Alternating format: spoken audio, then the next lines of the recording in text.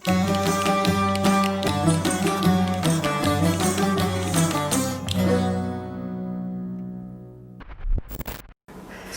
warahmatullahi wabarakatuh. Waalaikumsalam warahmatullahi wabarakatuh. Para sahabat Quran sekalian, di beberapa waktu yang lalu kita kehilangan seorang ulama besar di Indonesia, yaitu almarhum Syekh Ali Jaber. Beliau memiliki sebuah karakter yang luar biasa. Beliau sangat cinta terhadap Al-Quran. Beliau juga memiliki visi terhadap Al-Quran, pengen orang dekat dengan Al-Quran, pengen orang menjadi hafiz Al-Quran. Dan beliau juga memiliki sebuah karakter yang luar biasa. Dan kita ingat beberapa waktu sebelumnya, Syekh Ali Jaber juga mengalami sebuah musibah, dan tentunya musibah itu juga sudah ditakdirkan, sudah diizinkan terjadi, yaitu peristiwa penusukan Syekh Ali Jaber. Dan tentunya kita ketika melihat hal itu, ada rasa marah terhadap orang yang melakukan penusukan. Ternyata kita bisa belajar. Apa respon dari Syekh Ali Jaber? Syekh Ali Jaber ketika ditusuk, malah yang beliau lakukan adalah menyelamatkan orang yang menusuknya. Kenapa? Karena semua orang menghakimi dia, memukul orang tersebut.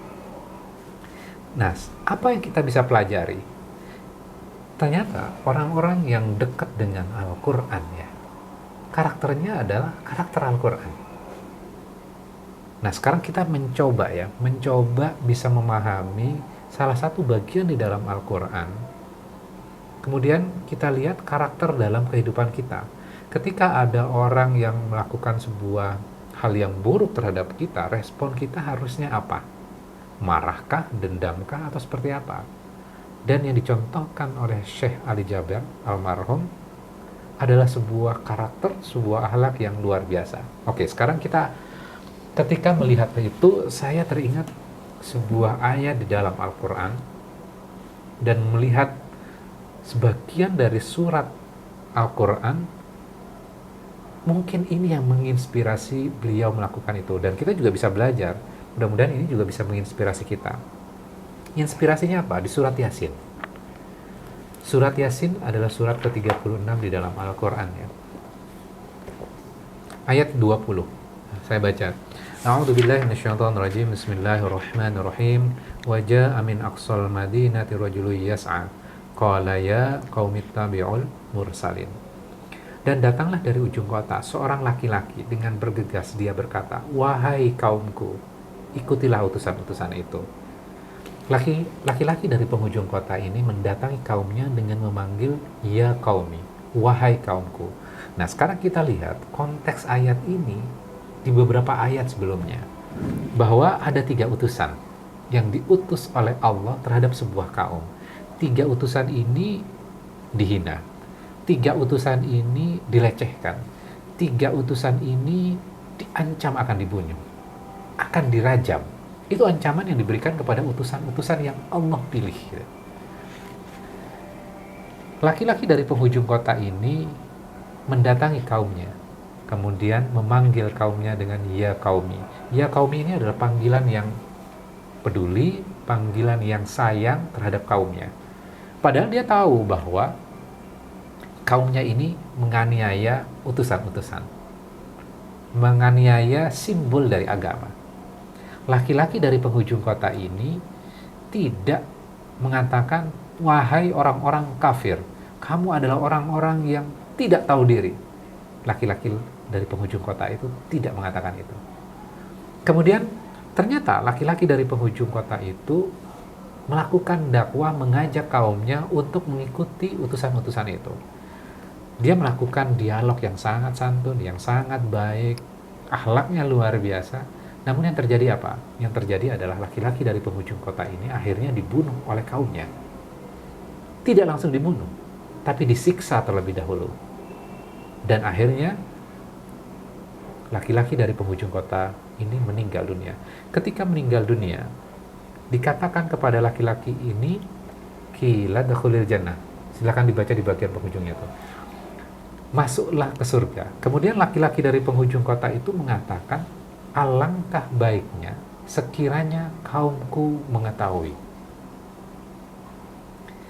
Bukannya dia dendam terhadap kaumnya yang sudah membunuh dia, padahal dia sudah berbuat baik dan memberikan nasihat baik kepada kaumnya. Dia tidak dendam, dia tidak marah. Yang dia katakan, alangkah baiknya sekiranya kaumku mengetahui. Alangkah baiknya sekiranya kaumku mengetahui bahwa aku diberikan hadiah surga. Yang teringat untuk dirinya adalah kaumnya.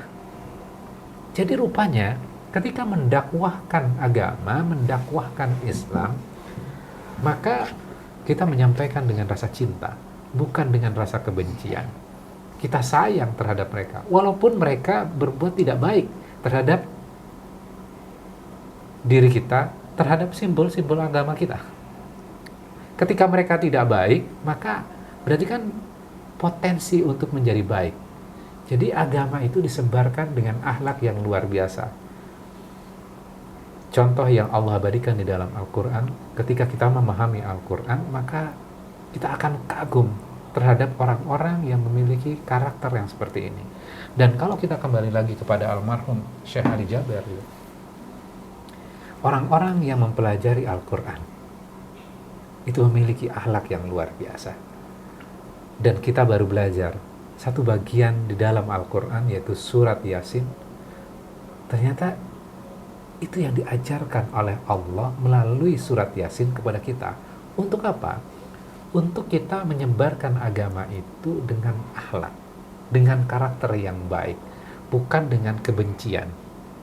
Sekarang kita bisa lihat, kita digiring dengan tidak suka terhadap sesuatu, kemudian akhirnya kita membenci hal tersebut. Kemudian akhirnya kita berbuat zalim dengan kata-kata, dengan tindakan. Ketika kita tidak setuju, tidak ada masalah. Namun tetap kita memiliki karakter yang baik, karakter yang memiliki akhlak yang luar biasa. Itu yang dicontohkan di dalam surat Yasin. Mudah-mudahan kita tidak tergiring dengan hal-hal yang tidak baik. Ketika kita tidak setuju, ketika kita tidak setuju terhadap apapun, maka tetap kita harus menjaga akhlak kita, dan itu yang dicontohkan dari surat Yasin ini. Mudah-mudahan kita mendoakan juga almarhum Syekh Ali Jaber diampuni segala dosa-dosanya, Allah terima segala amalannya, dan diberikan nikmat kubur dan diberikan hadiah surga. Dan mudah-mudahan kita yang masih hidup bisa meneruskan apa yang beliau lakukan.